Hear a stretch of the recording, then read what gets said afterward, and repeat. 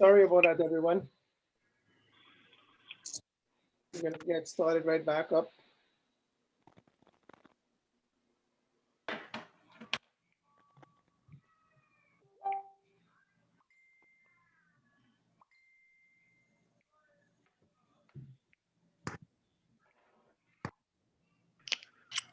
Bishop Olivencia, you back on?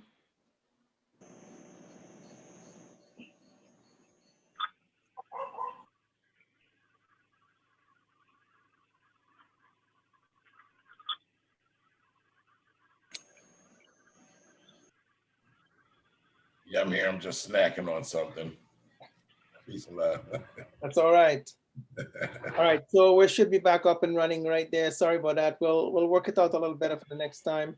Okay, no. Bishop Olivencia.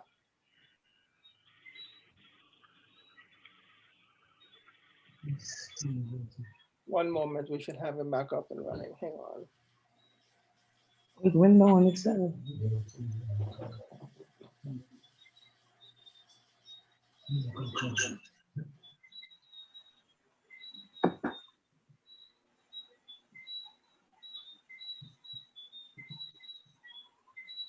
What is Julia doing? On my phone.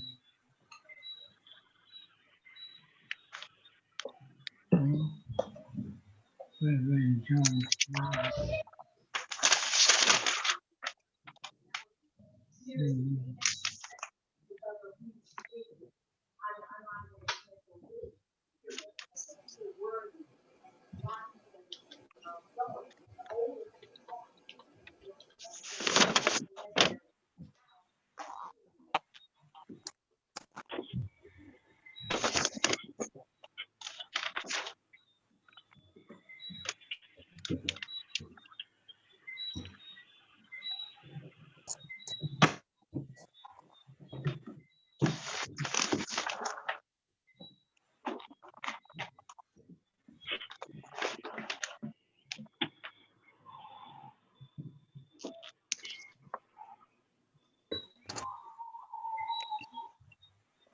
Just waiting for Bishop Olivencia to come right back on.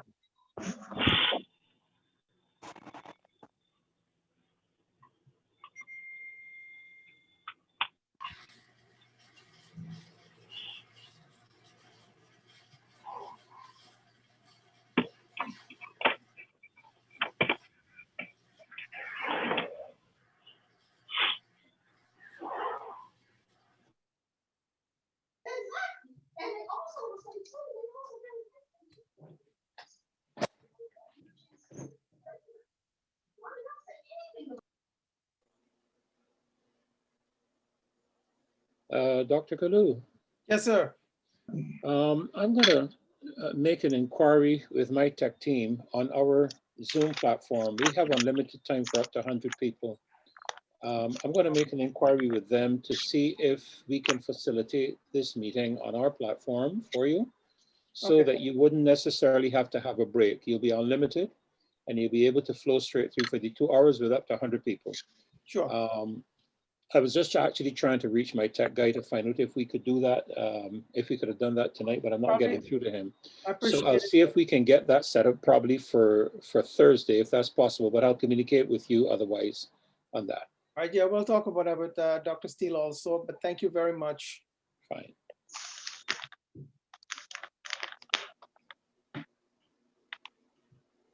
Okay.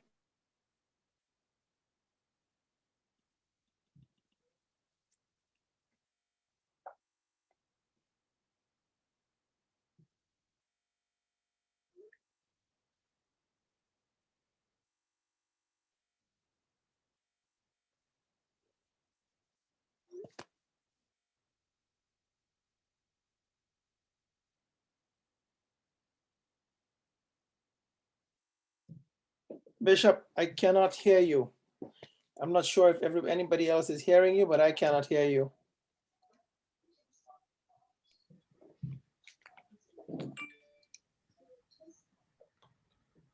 Tell him to just click the mute for his button. Hello? There Can you you go. hear me? I can hear you now. Go ahead. You can hear now? I can hear you. Yes, go ahead. Okay. So so where I left off at, it was the farthest we went to was the service provided by Chaplain. Yes.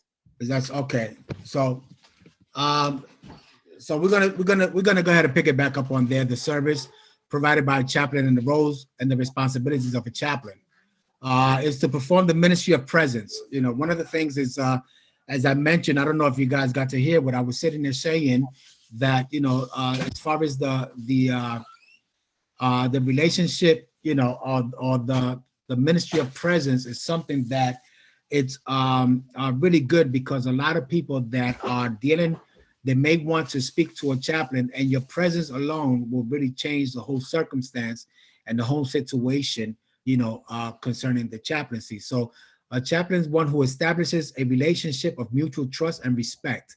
You know, one of the things also when you're dealing with different people within the community or any different institution, you always want to develop the trust, the respect, you know, and you ought to remain sensitive, you know, at all times, you know, to the interpersonal differences which may exist, you know, because there's some things that they may be, to them may be classified, that they may want to share with you, that they may want to speak with you.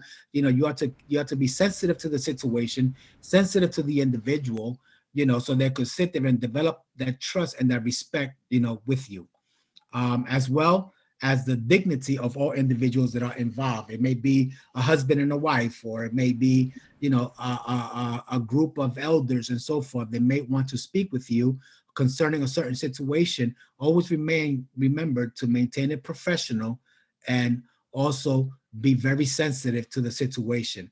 So a chaplain also provides support and counsel. You know, as I was mentioning earlier about counsel or counseling, you know, we have to be very mindful, because you want to, if you're going to give anybody, if you're going to counsel anyone, make sure that you are already a certified counselor by profession, that you are able to give, you know, the counsel, appropriate counsel. But if not, you know, let us be mindful and be able to, you know, offer some advice to the person or persons, you know, or individuals that may need some words of advice and so forth. So also, as the responsibility, you must be effectively gather and interpret information relative to the counseling situation, offer comfort, encouragement, or other appropriate assistance in the times of individual needs. You know, and you know, there will be people that will come to you that they may have a specific need, that they may want to, you know, sometimes there are people that will come to you with their need. And if you sit there, you got to, you know, there was something that a wise man said to me. He said, if you teach me how to fish with a net, I'll catch a whole lot of fish. But if you teach me how to fish with a pole, I'm only going to catch one fish. You know, so I'd rather, you know, be able to say, you know what, I have to get to a place, you know, that when I'm dealing with different people and I'm being there for them, or if I may contribute anything, you know, also teach them how to fish, teach them how to operate and walk in faith, and teach them that, you know, God will also help them meet, you know, their need. So, you know, you want to make sure that you offer the appropriate advice, you know, or any recommendations that you may give, you know, that you may have, that you could refer someone maybe to a psychologist, or, you know, a social worker, or someone of medical services, you know, and so forth, you know. But it's better if you could train them and teach them also how to walk in faith, how to walk by faith and not by sight. Also contribute to the problem solving process through making appropriate recommendations based on the training and the experience. You know, so we want to make sure that, you know what, we are also be able to offer any solutions to any problem that someone may come with, you know, that we could sit there and say, you know what, we're going to give them, you know, the best advice that we can concerning this situation. Take responsibility for provision and form of all religious celebration and observance, ensuring insofar as able, you know, so as able as you can, you know. So we know that there are many different faiths that, you know, people do practice. You know, we have Judaism, we have Islam, you know, so we have many different types of faith, you know. So it's always good to know, their celebrations and their days and their times of their observings, so that we are able to appropriate, access some of the worships, so, you want to make sure that, that you appropriate everything, because when you're in an interfaith environment, or you are in an institution where there are institutionalized chaplains that are of various different faith, you have to know how to operate, how to function, and how to work with them, to be able to give them the appropriate advice, so they could be able to say, if we have someone of Catholic faith, we have someone of that are of the Judaism faith, or we have someone that of the Muslim faith, that we could sit there and say, we're going to give them access. They have their observance days and the celebrations, so that way we can, because every time, so I'll just give you an example. If you go to a hospital and you feel led to go to the hospital and pray for the sick, understand that not everyone that is in a sick bed is looking for a Protestant or is looking for a faith leader, because some of them may want an imam, someone may want a Catholic priest, or, and so forth. So, this is how they receive some of their pastoral care. So it's afforded to individuals and their families, regardless of their religious faith or expression. So we don't want to sit there and say, we're going to just limit it, because, if we have various different faiths operating and functioning together, as one, that, you could sit there and say, well, you know what, there's a Catholic man there, but don't put them aside, just because they're Catholic and you're not, let's embrace everyone. Let's show the embracement of the Lord, and let's let them see the love of God within us. So also we have to advocate for the provision of appropriate time, space, and means for individuals' worship and spiritual needs. So there comes times, a lot of times, in the institutions, they have their space where they could go do some worship. The hospitals have their separate quarters where they go do worship, for all different faiths. Also in the prisons, as I have my experience sharing in the prisons and so forth, normally they do have their different institutionalized chaplains from different faiths, but then sometimes, they come and they are able to gather together for worship, but they have different settings at different timings. They want to make sure that everybody's need concerning to their faith is being provided for. So we also ought to promote the spiritual well-being of all, regardless of their faith and expression. So this is something that we must do, and this is the responsibility of a chaplain, which is provided by a chaplain. Also, it is advises his or her superior on matters of religious accommodation. This is what we say the chaplains, are the fingers of the palm that help gather to put everything together, to be able to carry the work of the ministry. So when we're doing that, we are to help our leaders. We should ask our leaders, what is the vision that God has given you? So we are able to go out and function as extension of the body to go forward into our communities and reach those in the communities and share the cares and the concerns in the communities, so let them know what is it that you're doing. Always operate under the vision of your leader. If you want vision, you must help fulfill vision. Also, we are to conduct all public and volunteer services in accordance with the institutional and directives. So this is something, we as we go out there publicly, voluntarily, take a note of where you went, where you have been, so you can also do follow-ups, and, whether it's in a hospital, prisons, whether it's in the police department, where's the fire department, wherever you are led to go, always, go and speak, with the directive, those that are enrolled over you, for they pray and they watch over your soul. Conduct it with them. Let them know you're led to go into this different vein here to be able to reach the Lord and be able to bring hope to a place of despair, a place that may be perplexed or crushed, that you are able to bring that hope to them, So it's always good to check with the directives that are over you, so they can tell you, if you're going that way, okay, and let them give you the vision, let them give you the plan, so then that way you can go ahead and put it together and you can begin to go forward in a professional way and demonstrate the integrity, of a vocation or a professional knowledge confidentially and credibility. Because everything that you do, you want to make sure you are credible for, and that you're confidentially, when you are speaking with anyone, you can keep that as a confidential, but get the guidance of your leader. So you are to display a high level of motivation and professionalism by maintaining integrity and credibility. Always remember that when you go out there as a chaplain, some chaplains wear uniforms, some just wear, a shirt just to be able to distinguish who they are. Some chaplains are considered in so many different aspects. They are considered to be first responders, that they will go out and respond to various different situations. The word chaplain, I mean, this is something, chaplaincy is very broad because there is no limitation of what a chaplain is able to do. There's no limitation. We are the modern day evangelists going out into all the world and teaching and making disciples. This is what we're called to do, so that we are to also make sure that we maintain that integrity. We are to make sure that everything that we do, that our credibility will not be hindered or smashed by anything that may not sit there. Like the credibility can be crushed, if we go forward.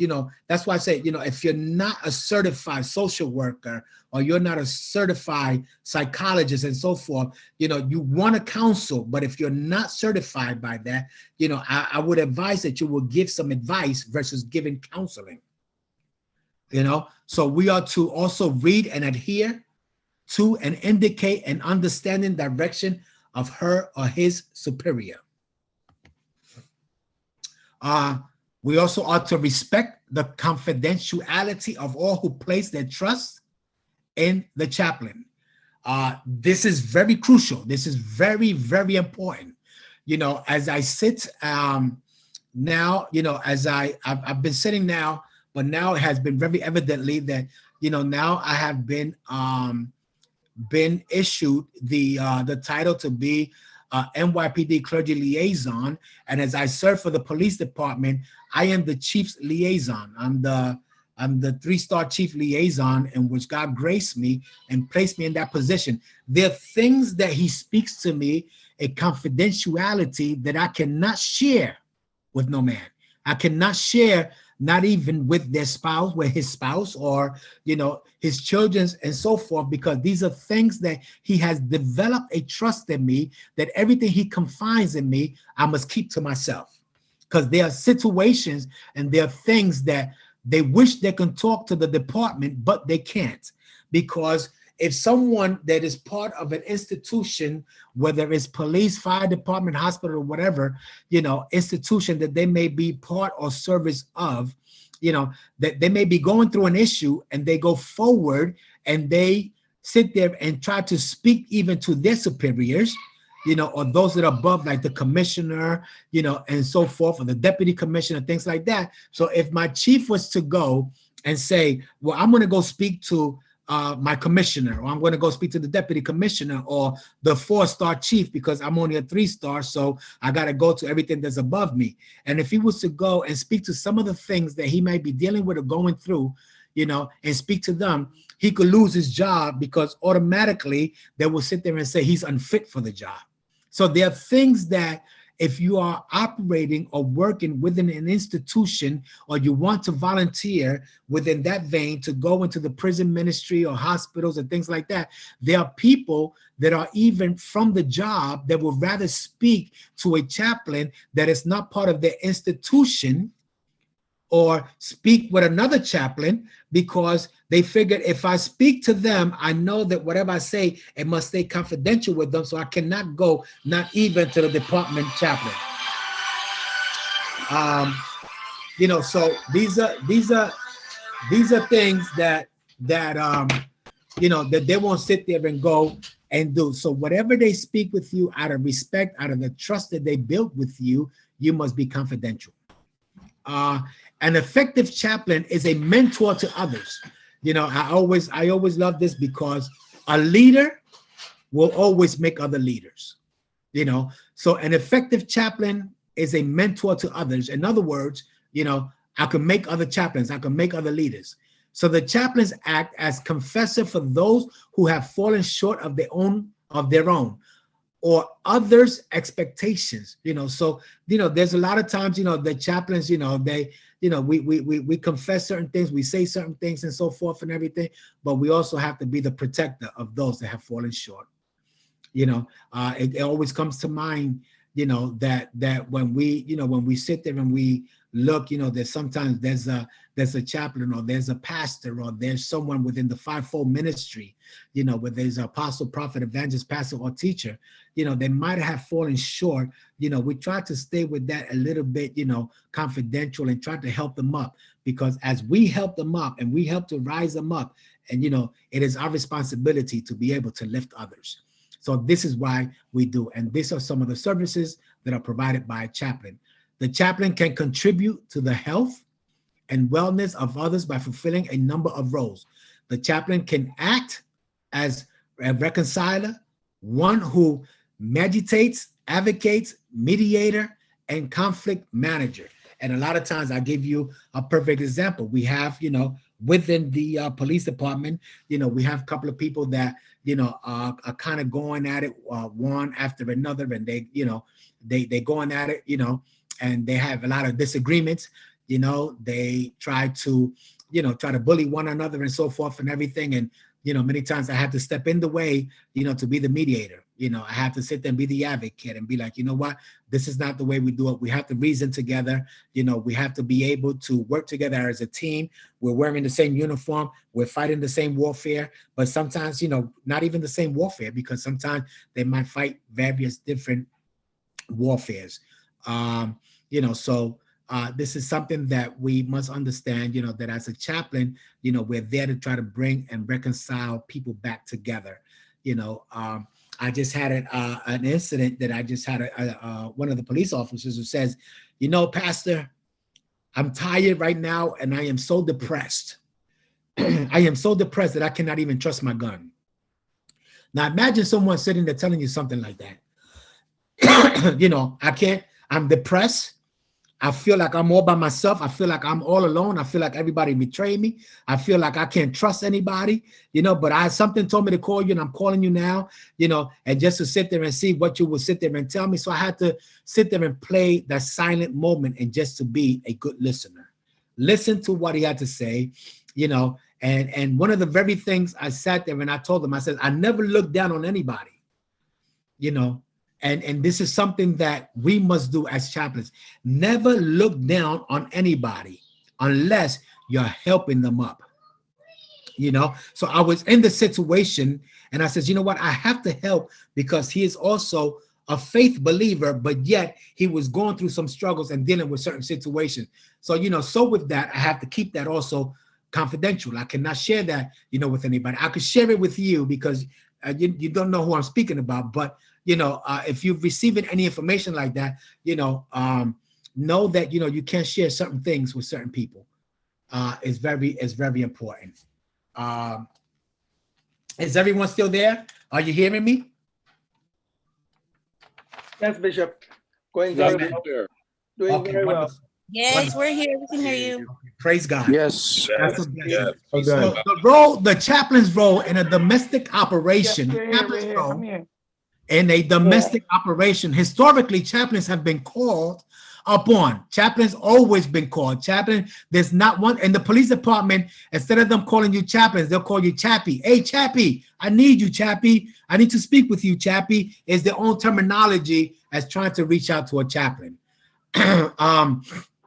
But historically, chaplains have been called upon to provide assistance in the wake of several significant humanitarian emergencies, and these include, and I know Dr. Madhu and the leadership last Monday, I know that he was sharing, concerning the disasters and the hurricanes and the tornadoes, but I'm not going to touch too much of that because I know that he is going to deal within that topic a little bit later on. But historically, it has been proven that the chaplains have been in assistance, and humanitarian emergencies, that this include the natural disasters, hurricane, tornadoes, severe winter weather, forest fires, and earthquakes. Now, I give you, we had here, there was a we did have hurricanes. They came, you know, through the United States, and you know, we had different various different you know, weathers that really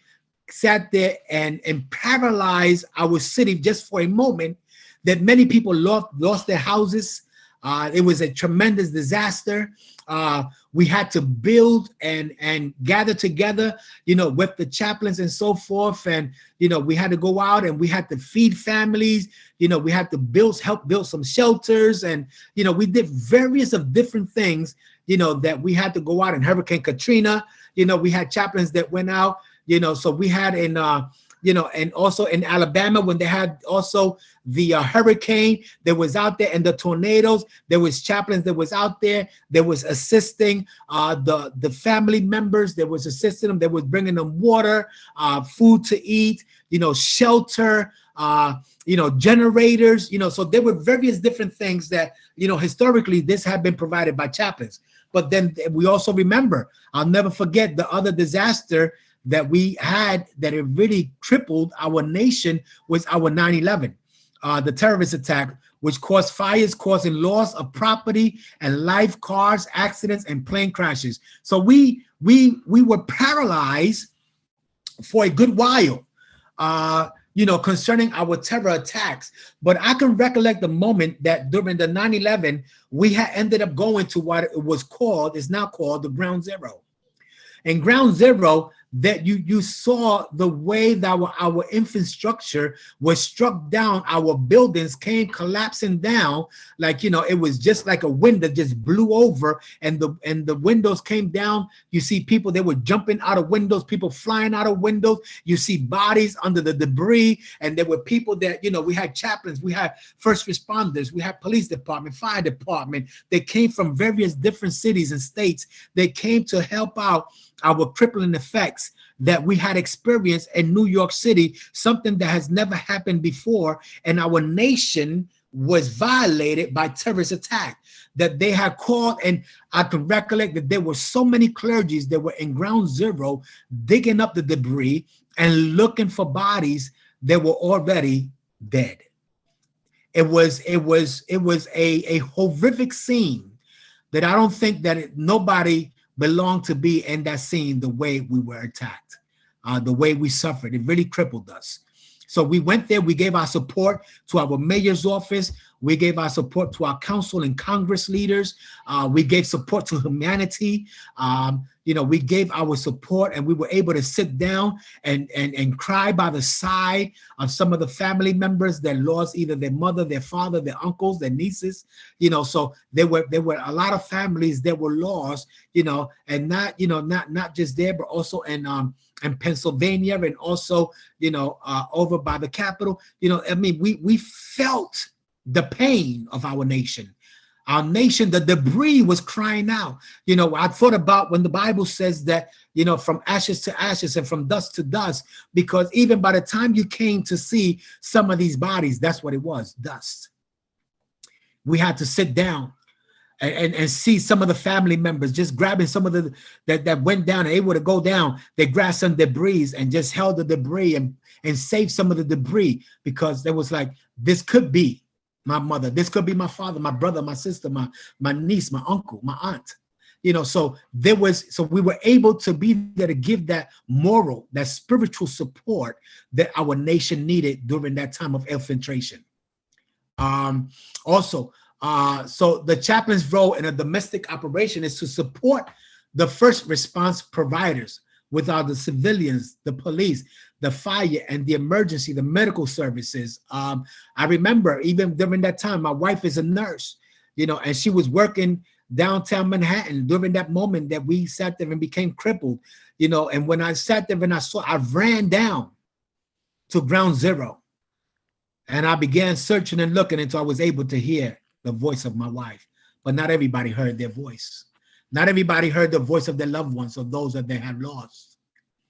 But yet we had to still be there for them, encourage them, pray for them, understand their need. See, understand something, my beloved people that are listening here tonight. Understand that as a chaplain, you're not here to tell the people what is your need. You're here to help people meet their self-need. So it requires that the chaplains be available. We must be available. We must be available to answer the call of a chaplain, you know, but we also choose the moments of intervention wisely so as not to interfere with the works of emergency services or personnel. So in other words, when we are in operation as a chaplain to those that are in diverse need, and we may be engaging within the police department, the fire department, the medical services, and so forth, understand something, because we often kind of train this. And as a chaplain, I advise that you become certified with CPR, first aid, and AED. It's very important because God forbid, if you are in a situation that you may need to be certified, you know, as a CPR, at AED, and first aid, that you are there to be able to help out the personnel. But once the personnel reaches there, whether it's anyone from the first responders, as I mentioned prior, you know, you should move out of the way as a chaplain and let them proceed with their assignment. You know, I always tell chaplains, make sure that you carry a little notepad with a little pen. You take some notation, you take some notes, because just in case, if you're in a situation, you should be able to describe what has happened in the situation or during that moment. So the skills of a chaplain can be invaluable in communicating with civilians and civilian faith communities in a disaster situation. So if you're in a situation like that, then you should be able to have that little notepad, take some information down, that those that may come that are from the community, that those may be some council members, assembly, some people of importance of office, you know, that they may come down to the situation, you're able to share the information. You're able to share with them the situation. What did you see? What you saw and the occurrence of what happened and what just transpired. Doctor, how much time I have left? Bishop, we have exactly 6 minutes remaining. When that 6 minutes is expired, I'm just going to ask everyone to log back in so we can end with a prayer and just maybe say hello to everyone, and we'll reconvene on the next session. Right. Well, anybody, you know what, then we can do that, because the next setting that I have, I'm going to be discussing chapter 3, you know, the ministry and an interfaith environment and disaster spiritual care, and the chaplains in numerous settings. So I guess that we could sit there and do that now if you like, or if anybody has any questions, you know, that we could sit there, you know, may want to ask some questions, or, you know, and we could sit there and go ahead and conclude, and we'll pick this up on the following week. Yeah, we can do that. That's fine. That's fine. So when we set back up for the next session, we'll set up the room so we won't have interference anymore. Wonderful. So you want to finish up what you were saying there, Bishop? Yes, I was saying, you know, that we could, you know, we can sit there and we can conclude this into the next time, which we will be discussing the chaplain in an interfaith environment. We can pick it up on next week, you know, and if anybody may have any questions, or, you know, anything that they may like to add, or anything they would like to say, you know, we could take this moment now and open the floor. All right. I'm going to ask everyone to unmute your mics.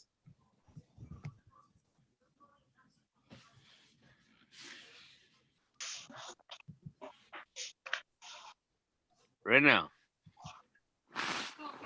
Right now, la Policía. All right. Yo, If you have a question directed to Dr. Olivencia, please feel free.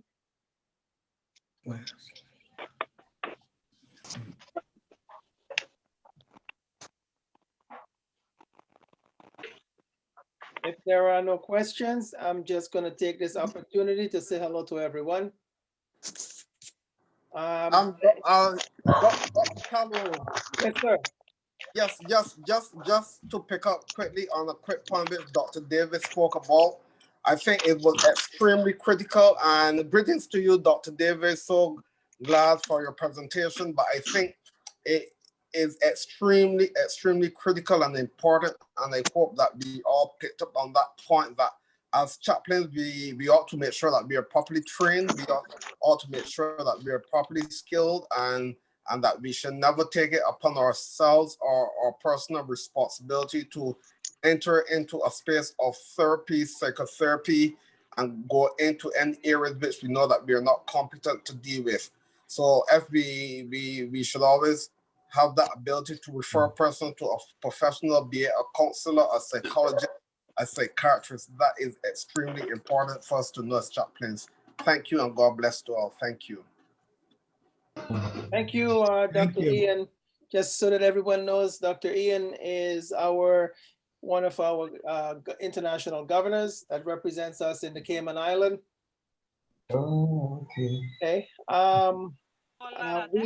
We're going to be short of just under 3 minutes, so I think we may want to reconnect so everybody can just get an opportunity to meet each other. Only you know. And say hello. Let's go right ahead. Go right ahead, sister. You can speak.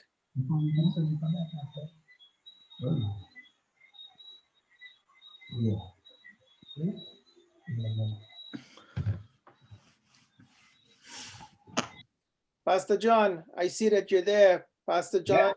Yes, I am, and I'm enjoying the lecture. Pastor John is my dear close brother from St. Lucia. Lucia.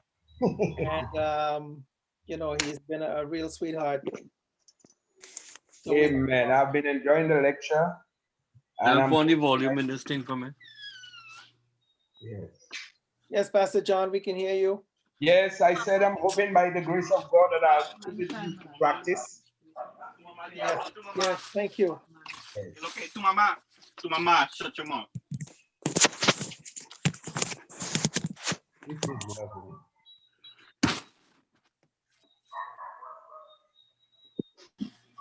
The floor is open. If anybody have any questions, please feel free.